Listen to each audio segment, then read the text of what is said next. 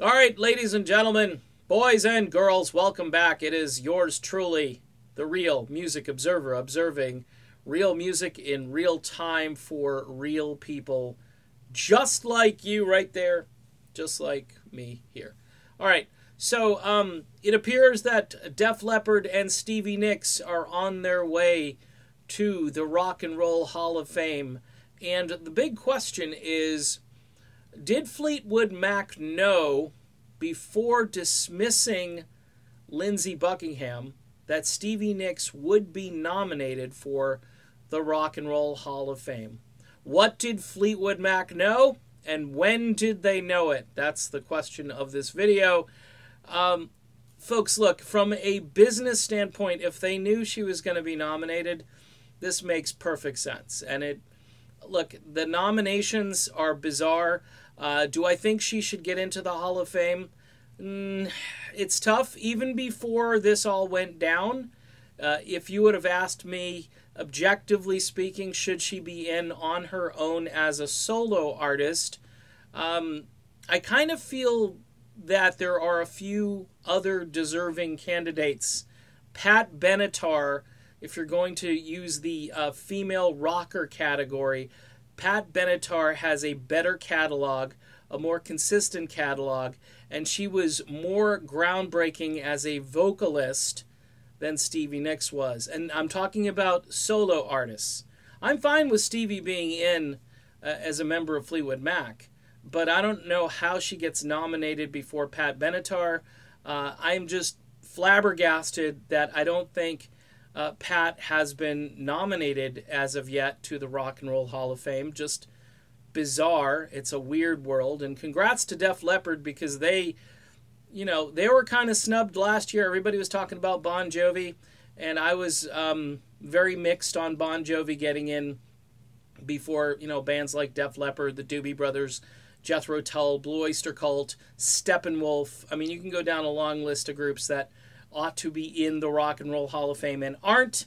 The list is getting longer each year because, the Hall insists on nominating bands like MC5. And watch MC5 get in.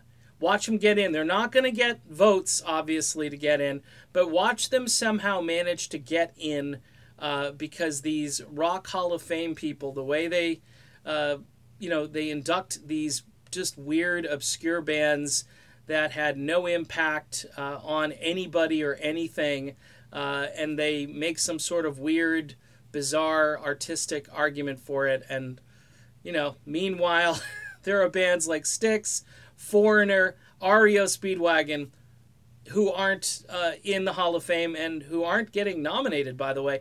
Again, should Foreigner be in the Rock and Roll Hall of Fame? Sure. If Def Leppard is going, Foreigner needs to go. Foreigner started earlier and, again, had a very consistent run of albums through the 70s and 80s and a little bit into the 90s. But the bottom line is that was a brilliant band.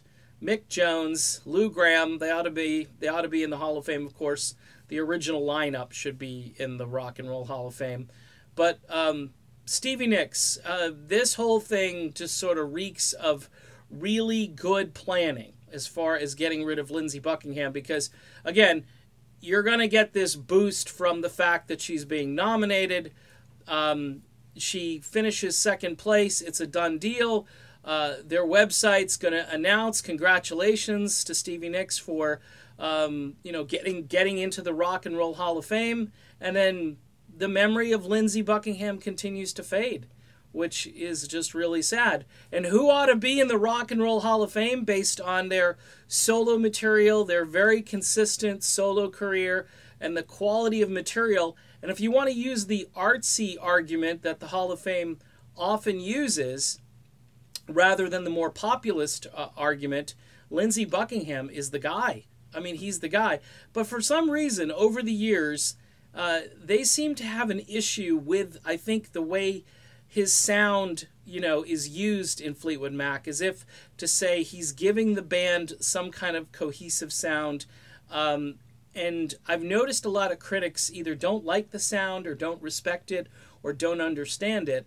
And to me, that just seems like kind of a weird bias that some folks need to get over. You need to really examine his solo catalog, plus the production, the arranging, all the things that he does.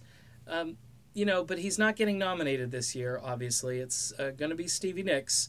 And again, how much did Fleetwood Mac know? And when did they know it? My guess is they knew it prior that she was going to get in, and this was a done deal.